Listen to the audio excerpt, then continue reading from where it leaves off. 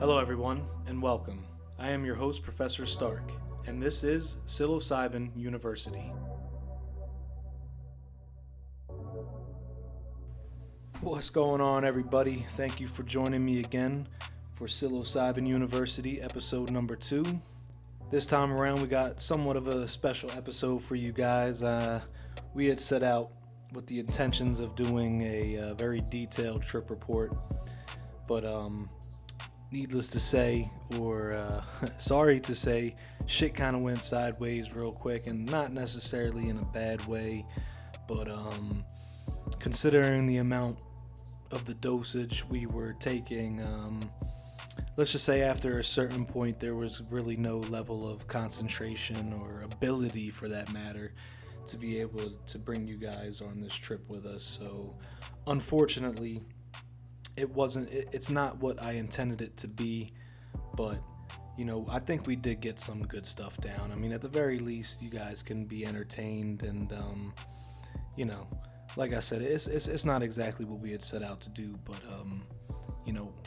nonetheless, we still got something to present for you guys today. So I hope you guys stick around and enjoy. So here you go, Psilocybin University, episode number 2. Thank you. What's going on, everybody? Welcome back to Psilocybin University. I am your host, Professor Stark, and I'm pleased to be joined by co-host Professor Hadwin. Right now we're in the middle of taking 9 grams apiece of some golden teacher mushrooms. I decided to grind mine up and put them in capsules, and I ended up with roughly 11 of them. About to take my 3rd one. It's a lot easier. I hate the taste of them. I mean, taking pills isn't my most favorite thing in the world, but tasting mushrooms in my throat also isn't very pleasant for me. Professor Hadwin decided to take the peanut butter route, so we're going to go check in over on him. How you doing over there? How you holding up with that? It's not too bad. I mean, the aftertaste is kind of mushroomy, but for the most part, it tastes like straight up peanut butter. That's good, man, because I don't care what I do with these things. I just, the minute I get a hint of it, it makes my experience of consuming them that much worse. Like I said, 11 pills is a little excessive, but it definitely beats having to taste these things. So yeah, today's going to be a somewhat special episode of Psilocybin University. We're going to be able to try to track as much progress as we can with this 9-gram mushroom trip. Trying to give you guys a little insight as to the peaks and valleys of a mushroom trip, everything from where you're at during consumption and how you start feeling on the come up, and how certain things about your personality and your mood start to change. And hopefully, if we could keep it together long enough, maybe we could get a decent amount of audio of us actually in the midst of a trip conversating. That way you guys could get a really good perspective on how they really just reshape your whole mentality and your mood, and how just everything just becomes that much more grand. Or if you guys are really lucky, we have a bad trip and we're losing our fucking minds, and you guys could also get to see the other side of it. I mean, bad trips, it's a little bit of a negative connotation when you say bad, but even the bad trips, there's stuff there to be learned. It's just you don't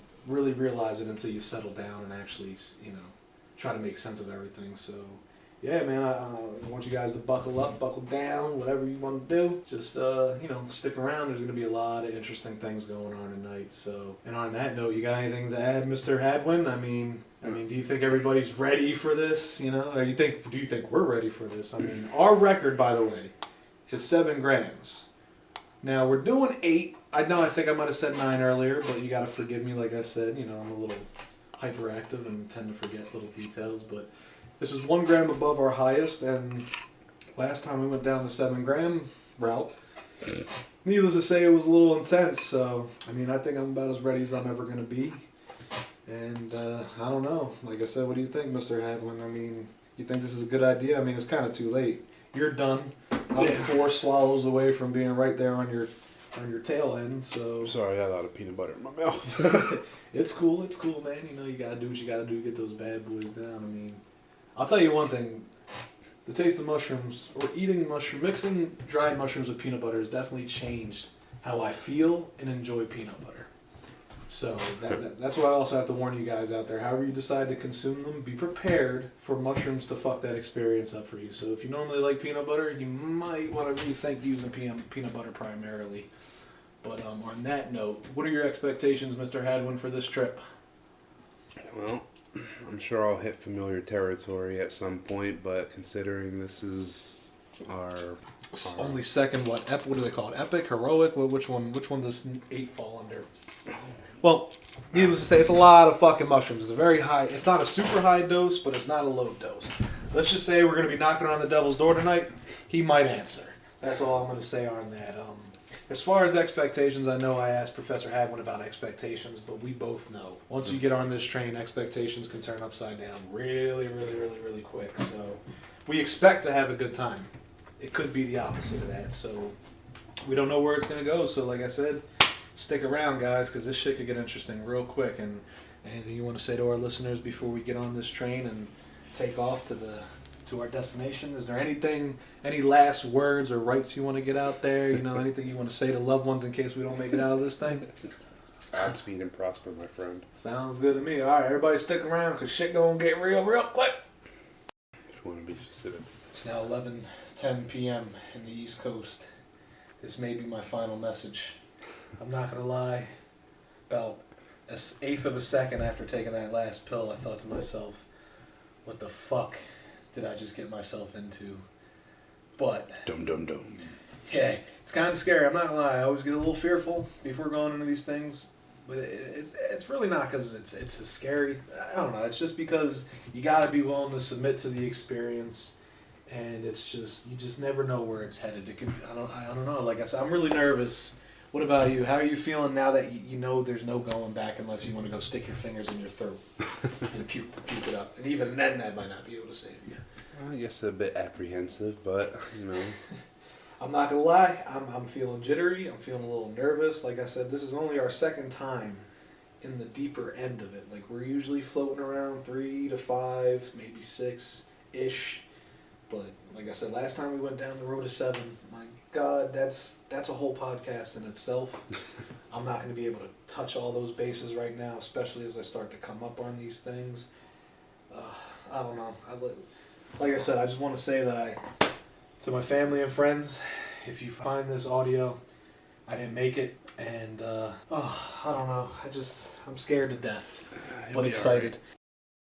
All right, everybody. Unfortunately, that's going to be it for today, because like I had mentioned before, we definitely had set out to do a little bit more of an elaborate trip report, but let's just say things just didn't go as expected. First things first was it took about a little over 2 hours for the mushrooms to really kick into effect, and typically I usually start to feel them between 45 minutes to an hour minimum. It's never really longer than that. So that was the first speed bump. So we were kind of just waiting around for something to happen, and then about 2 hours later it just it crept in with such intensity that it was impossible for me especially, but us to just get ourselves to not calm down, but to simmer down enough to be able to sit down and try to gather our thoughts and focus enough to be able to get any kind of content for you guys. But yeah, it was just a whole weird experience. And then when they did hit, I ended up going outside to get some fresh air to have a cigarette, because that's usually part of my routine. I like to go out there, look up at the sky and just kind of take in the surroundings and kind of gauge where I'm at as far as the trip and how it's making me feel. But I was overwhelmed with the intensity of the mushroom trip itself. I ended up sitting down while I was smoking, and then everything was blurry. It's like almost that scene you would see in a boxing movie where the fighter gets hit really hard and he's seeing double and everything's all blurry and in slow motion. So at that point, I really needed to just relax and kind of slow myself down so that I wouldn't get overwhelmed with the experience. And then we kind of just sat around and kind of geeked out a little bit. And once I realized that there was really no chance that I was going to be able to settle down to be able to do any kind of podcasting or recording any audio or anything for that matter, I just kind of laid down and closed my eyes and just chasing the patterns and the colors. You know, it was really cool. Once I settled myself down, it wasn't so bad.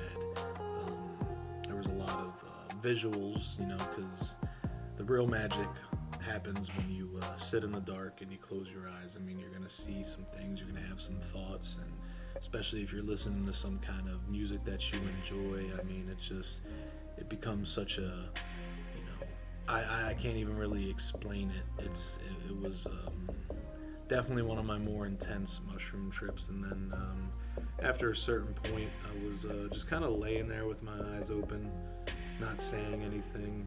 Professor Haddon was just kind of chilling, listening to something on his phone, and I was just sitting there, you know, having what I like to call free thoughts. I wasn't conjuring up anything specifically. I just kind of let things come and go as they please and try to process the information and chew on it to try to figure out, you know, why am I thinking this? And, you know, I just kind of really delve deep into my subconscious to try to bring to the surface things that may be bothering me or things that I may want to change. Because at the end of the day, I do take mushrooms to kind of decompress and, you know, relax and stuff like that, but I've definitely grown accustomed to using them for somewhat of a spiritual growth, to kind of just get in there inside my brain and kind of rewire it and try to bring things up that may be bothering me that I've been suppressing, and try to deal with them head on as opposed to just shelving it, as I like to say. So, you know, but at some point it did get intense to the point where I know you've probably heard us coin the phrase familiar territory. That's a phrase that we like to use when one of us starts to feel the rise of the mushrooms in our system. And I coined a new phrase, bad familiar territory, because sometimes when you take mushrooms, you can get stuck in a loop or a certain train of thoughts that constantly just overwhelm you. And at that point, it's like, okay, now I'm not really having too much fun. I'm not really learning anything. I'm just stuck in this loop of, you know, I don't want to say insanity, but it can make you feel like you're going a little crazy. But once again, I don't blame mushrooms for this phenomenon. At the end of the day, all the mushrooms do is just create new pathways for our brain and different ways of thinking, and sometimes it can be very overwhelming. It's almost as if, you know, you go from human to superhuman, and you're just trying to cope with all the new powers and whatnot. So, you know, then once that really came about, then I really started need to chill and settle down and try to get myself together, so that it wouldn't turn into a bad trip. Because unfortunately, if the wrong person under the wrong type of mental health takes psilocybin mushrooms, I mean, it could result in very negative and bad experience for yourself or for people around you. So I definitely urge anybody, if you think you're experiencing any kind of mental health problems, or if you feel like you're a little mentally unstable at the moment, I would very highly suggest that you do not take any amount of psilocybin mushrooms until you can clear your mind, because the most important thing to taking psilocybin mushrooms is set and setting, you know, meaning that you got to have your mind right and you got to be in a comfortable place. And that's the two key components to responsibly taking psilocybin mushrooms. So I have to say again, you know, I don't necessarily condone or am I advocating the use of psilocybin mushrooms, because let's face facts, they are illegal in most places, decriminalized in some, but they are illegal. But if you are going to take them, I urge you strongly to be very responsible with who you take them with, how much you take, and where you're at mentally when you decide to take them. That's me speaking from experience. You know, I'd like to think I'm an experienced mushroom taker, so to speak, but even sometimes I fall into the trap of trying to take them when my headspace isn't right. You know, they're not something that can be toyed with. You know, I don't even really consider them recreational by any means. For me, they're mostly experimental. I use them for spiritual purposes, not in a sense like religious, but, you know, to just kind of like find my inner peace and really start to work on myself and try to figure out what it is that I want in life. And sometimes, you know, when you take mushrooms and you try to like meditate or sit back and relax and just have free flowing thoughts, you know, you start to realize certain things. They change the way you think, they change the way you perceive information. So that's the responsible way to take them. I don't recommend taking them to go out and party and do all kinds of crazy things. They're really just something that is meant to be taken passively. You know, I don't consider it a party drug. It's not recreational by any means. You have to be very, very careful how you take them, where you take them, and who you take them with. And especially if somebody's suffering from real mental illness, I highly urge that you stay away from them. They will not do you any justice. So on that note, I'm going to wrap it up here. In the next episode, maybe I'll do a guide to taking mushrooms, where we could kind of answer all the questions related to, you know, the process and dosing and different kinds of mushrooms and stuff like that, to give you guys a little education, so that if you do decide to take these things or grow them or whatever the heck, that you have some good information out there, and then you can just take it from guys who have experience with growing and consuming them. With that being said, I want to thank you guys for joining us here today. We should be releasing another episode within the next week or so. But in the meantime, if you guys want to email us to suggest any topics that you would like us to discuss, or just contact us in general, our email is psilocybin.university@gmail.com. We also have a Twitter. If you want to follow us on Twitter, it's at psilocybinu. You could also make contact with us there. In the meantime, I urge you guys to be responsible and stay safe. Once again, this is Professor Stark, and I'll see you guys next time. Peace.